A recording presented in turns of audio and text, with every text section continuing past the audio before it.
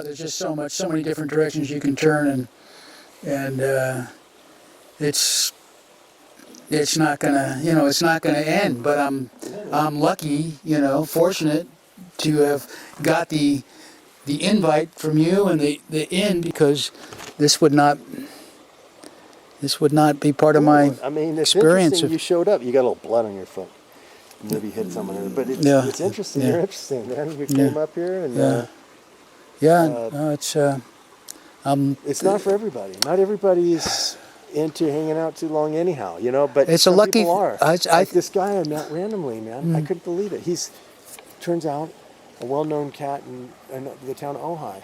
And I asked him, are you eventually, nowadays, because weed growers, there's a lot up here in these certain areas where they used to do outlaw weed growing. We talked about that. And I go, well, now you go do it in the city in your backyard. You have 6 plants. It's like, no problem, right? It's mind-blowing. My dad didn't ever get that, because by the time that happened, he was gone. But when I was younger, and if we were ever trying to grow plants, or if my friends were like, hey, man, let's grow some plants up there and this and that, it was fucking insane, man. I mean, I think I got busted with a joint once, and it was like, you'd think I was like some kind of pedophile or something, or some kind of real bad shit, because it was like, oh, a joint? But that's the way it was. It was terrible in the 80s, and everybody was doing it anyways, but they were all like, you better not be doing it, and everybody was doing it, and then I couldn't ever get anything to grow up here. But now, you can, and it's amazing. So we're out there, and he's telling me, yeah, there's still guys that are growing out here, and there's some wet pockets up here where he goes, I can't believe it myself. So I never go too far out there. There's a couple of areas. There's a path out there, the bottom of Haddock Ridge. There's and now the market is so competitive, and the fees are, and the paperwork and everything is such a hassle that they're just back to. But I do believe that certain people got put out of business, and then other people now in charge of the business since 2020, since this whole COVID happened. The rules changed the same time COVID broke out, within weeks. Yeah. And then the Camp Fire, the biggest fire in California history till the Palisades fire, burned up all of Paradise, California, and all these weed growers, I believe. I don't know that area too well, but from somebody I was telling me, it all happened in 2020. When right as COVID broke out, and they go, now you could go to any pharmacy, not have to show them some prescription from your doctor. You could just go in there as recreational use, and you can have this, and you can have that. I was like, I'm still going, what the hell is going on? I mean, these kids, you walk by them on the street, and they're blunts. Yeah. It smells like the skunkiest scud. I know. God, yeah. Haight-Ashbury, once a year they have, what did I stumble upon? It was, I can't remember what the holiday was. Whether it had something to do with, I don't think it was Garcia's birthday. There was some kind of hippie celebration once a year. And I just stumbled. A 420 maybe that was it. Right? I ended up walking just randomly, being in the city that day, and it was a spectacle, walking down Haight Street, and everybody, stoned as can be. Yeah. I mean, it was, I was just trying to visualize 40, 50 years earlier, if they could have imagined it, whether it was good, bad, or... Street, man. And I know the counterculture is supposed to have been 40, 50, well, you're talking about the Summer of Love and all that, but what, like, the counterculture is one thing. That's the first time they had a counterculture as described in the history of American history. But they have also up the street, the Beats. You had Kerouac and all those guys doing the same shit, right? Yeah, and it's all kind of like, what was it? Was it just the word I think has come to mind is hedonistic? Was it just yeehaw, let's just party it all down, party? Or was it trying to really establish an alternative culture that was ethical and wasn't just, like, haw, and let's get stoned, and I don't give a damn about the neighbors, and, and let's party it down, So it's a war movement. And then with the anti-war movement, they had the Great Society, Johnson's thing, and then they had the counterculture wasn't red or blue. Yeah, And but there was, the Great like, Society was they just were the ones that had- that was just a governmental slogan. Sure. It didn't exist But really. the counterculture was probably like they weren't taking sides either, and they were able to hold the weight of that terrible label in the media, so that people could get away with certain things, saying and doing things against the counterculture, because you're just not for anything. You're just you rebel against everything. They were really in the corner. You didn't want to be labeled counterculture, but you kind of always had some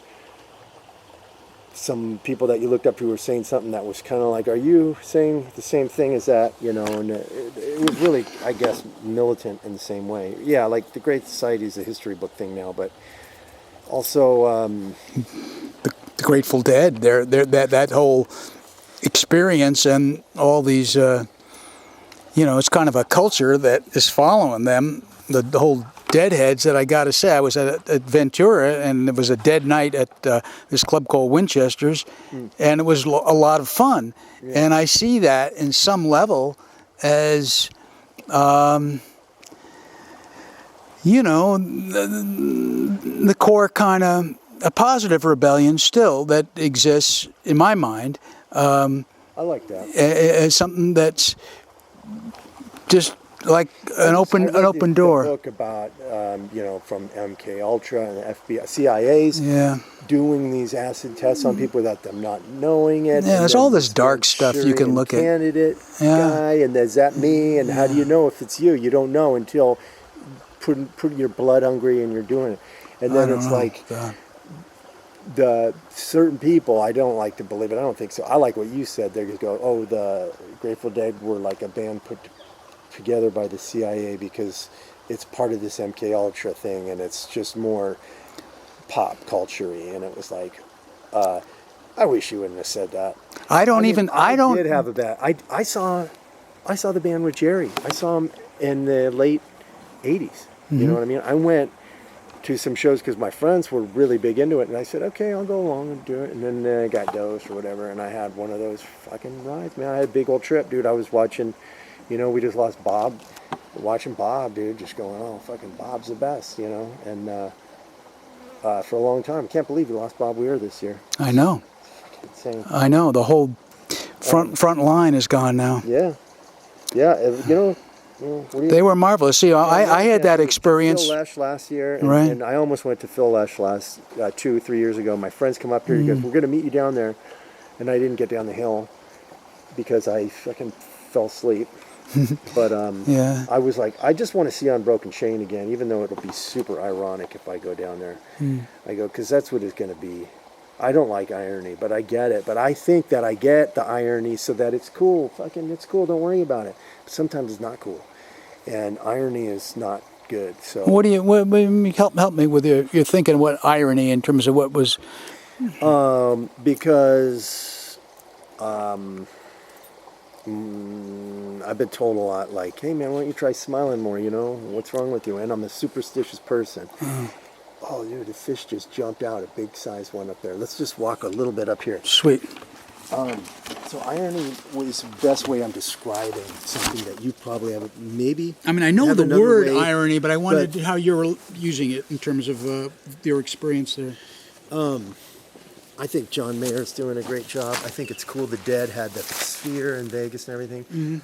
But there's a lot of this talk. I'm also kind of a punker, by heart. And there's this thing about being a cash grab. And are you really being true to what you were? No, you're talking to generations, and it becomes something else than what you did because you're doing a cash grab. And I don't have anything against that, but there's sometimes where I can't be part of it. I get it. And the only way I can express it is because I'll be talking about the irony of it all day. I get afterwards. it. I get it. What you're saying. Like, I hated to see my dad get older and become the guy that he was, because I go, that's not right, because you're going to always be the hero I think you are. And that, my sister told me, you're in denial. That's a bunch of horse shit. You got to know what's going on right now and do what's best for right now. And I said, everything right now is falling apart. There's nothing I could do about it. And we're both right, but my story was less responsible. I wasn't really taking accountability, but now I'm doing what I'm doing. She's not around to see that.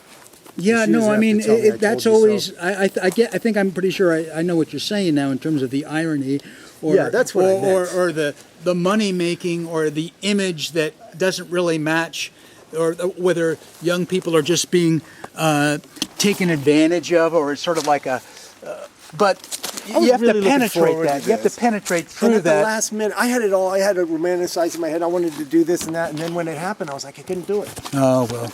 And it was like, I don't know why. I'm still kind of backpedaling. But Oh, yeah? irony, it's a real thing. It's a real thing with me that maybe you help me describe it differently. But I don't want to be ironic to people if I really have something nice.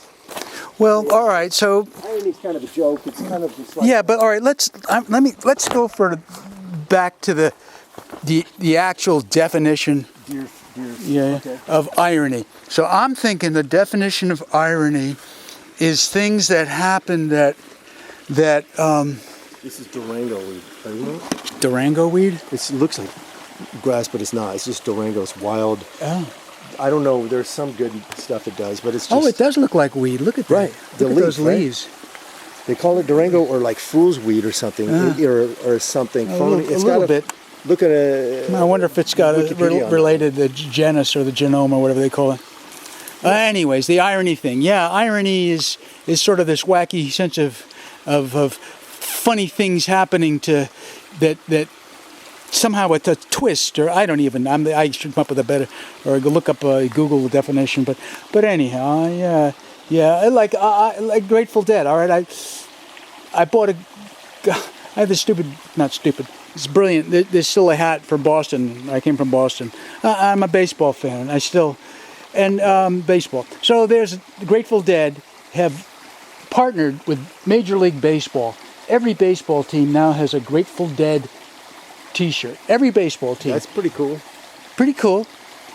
It is I know pretty cool. they sell a lot. I went ahead can't argue with that. I and know. bought one. Now this Sure. is just being me, but I got it, and I like the design, Boston, but it's like 75% polyester. And I thought, oh fuck, I don't like. Why couldn't you do? Come on, if Grateful Dead has to partner with Major League Baseball.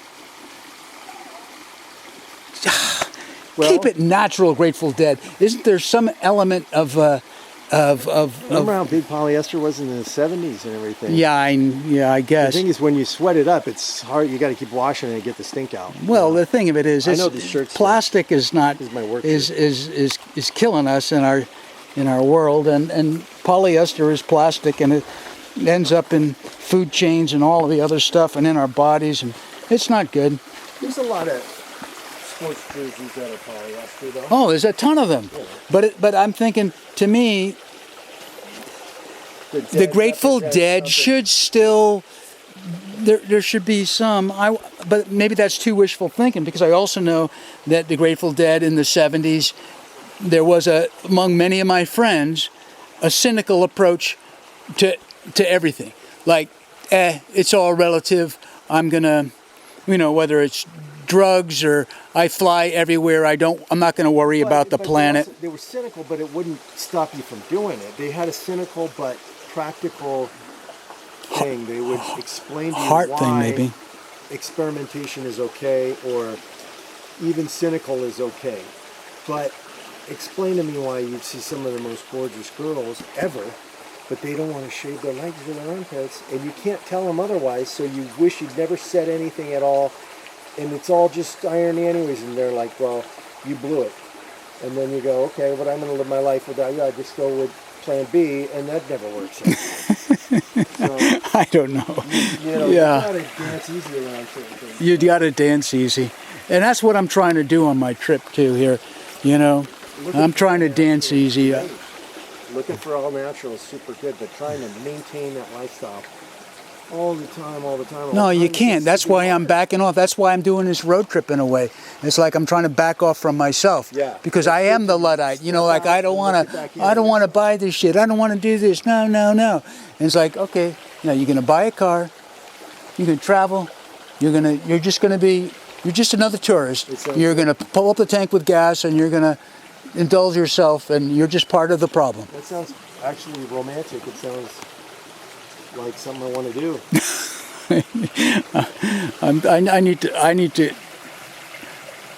I need to plant roots, though. I mean, I had roots for 50 years, and somehow I don't even know if they're roots anymore.